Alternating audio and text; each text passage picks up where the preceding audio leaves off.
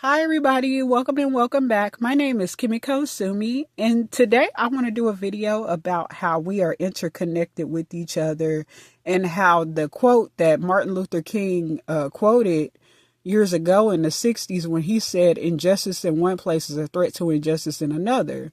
So this goes with interconnectedness, like in Nichiren Buddhism. Somebody else's pain and unhappiness is indirectly affects us, whether you want to believe it or not. If somebody else in the other part of the world, yeah, things might be good, like kind of like America, and then versus third world countries, like even in Africa, like Gaza and different places like that. Even though just different things. I know that there's different prejudices and biases and different things like that going on, and different reasons why certain things. But what threatens us, what threatens another person, like hunger, thirst, suffering, somebody else is suffering. Yeah, you might not think that their suffering will affect you, but it's called the law of karma in the universe, the universal order of cause and effect. What affects somebody else will in some way, even if indirectly, will affect you eventually. Okay, so what goes around comes around too. So just because, like in America here for a long time, we have been, full of ourselves, but we're finally getting humbled. This is almost, in a way, America is kind of becoming a impoverished country in a way. You know what I'm saying? Like we're experiencing things that we've never experienced, even during the Great Depression and stuff like that.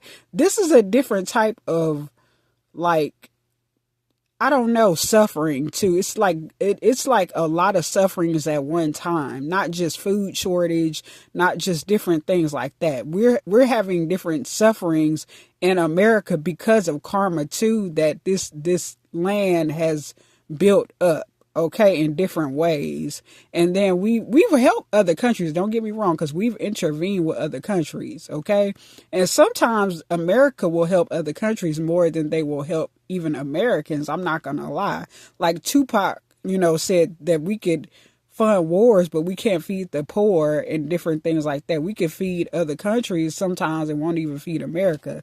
But, my thing is that we are interconnected. What one suffering from somebody else, that's not fair, okay? It can indirectly and directly affect us too. Even if we don't know them, they might be clear across the world. It doesn't matter. They're suffering. If okay, for instance, like, just different things. There's different, like, concepts. There's different things. Like, there's different, like, comparisons. Okay. Like, it just goes back to what Martin Luther King said. A threat to injustice in one place is a threat to injustice in another. Just because you're happy and then you don't feel like you're affected by somebody else's pain, that could be your pain in the future. How do you not know that? Just like America, for instance, there's a lot of people that they would have never thought they would have to line up and go and be at a food bank. There's a food bank by my house, y'all, and it be wrapped around a corner sometimes, lined up, and it's at a church, and the church is way down the street. I see this sometimes. These are people in nice cars that probably would have never thought they would have to do that. Those are things I've been having to do for years, where people have had it great, they've been stable and stuff like that, and I'm still, trying to get up. I'm still trying to get up. I still have my own, financial, problems like everybody else. But, things are getting better. They're slowly but surely they're getting better. But there are people, and I'm not saying that things can't change for the better for them, but there are people who would look down on me. They would look down on all types of people, thinking that they could never be in that person's place. I remember one time when I was homeless in San Pedro.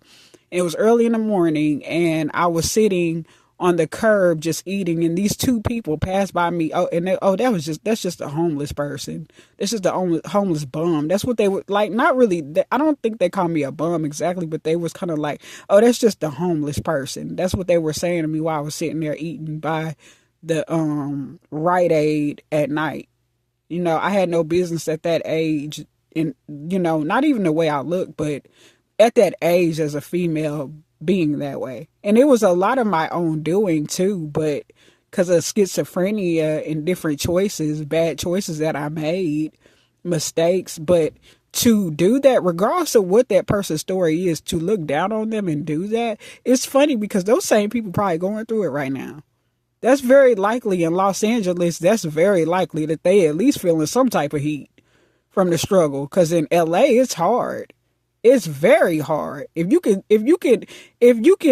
make it in LA at any point, at some point, especially for a while, like even me, I could really make it there. People would be like, "Oh, you're so resourceful.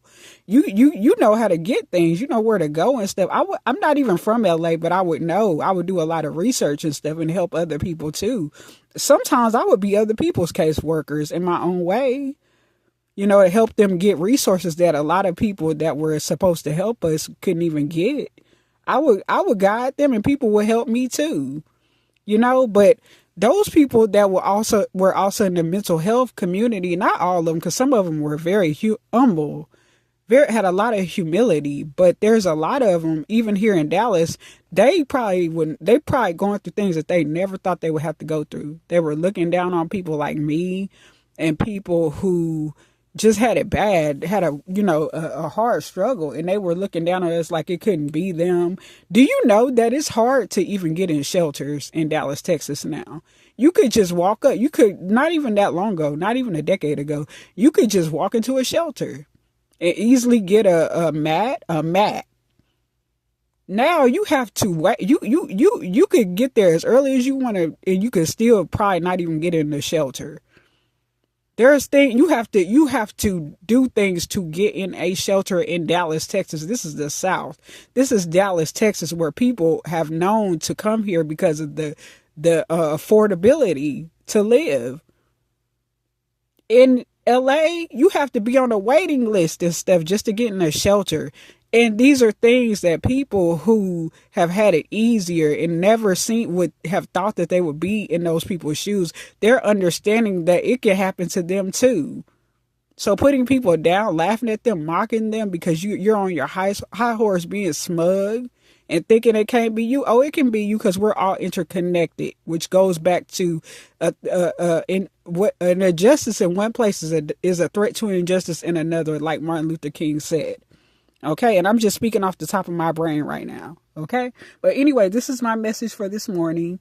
And if you can relate, please comment. Please give me your thoughts. If you like this video, please like it. Subscribe, share my video, hit the notification bell if you like. And I will see y'all in another video, my Lotus Flowers. And for my upcoming Lotus Flowers, welcome to my channel. And I will see you in another one. Peace. I'm out. Bye-bye.